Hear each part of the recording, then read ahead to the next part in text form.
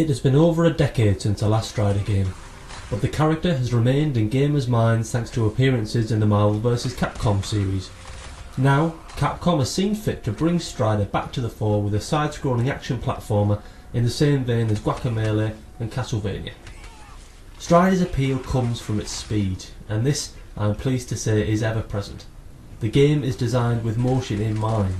Most of Strider's abilities can be used while sprinting to your next objective, and the developers are careful to limit anything that keeps you stationary for too long.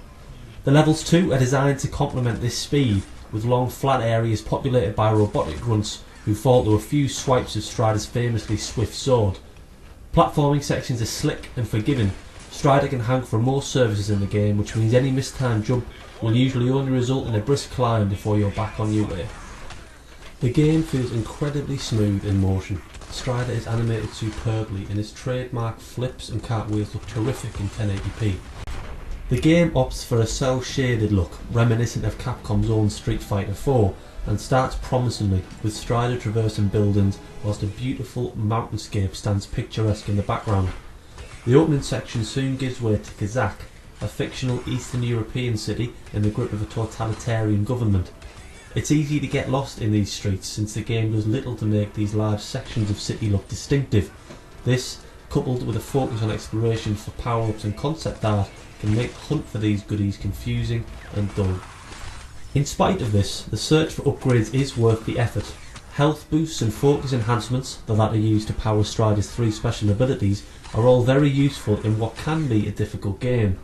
Most enemies will die to a few blindingly fast slashes from Cypher, Strider's legendary blade. However, the game has no qualms about dropping a super tough enemy in your path with little or no warning. The game never felt unfair, however.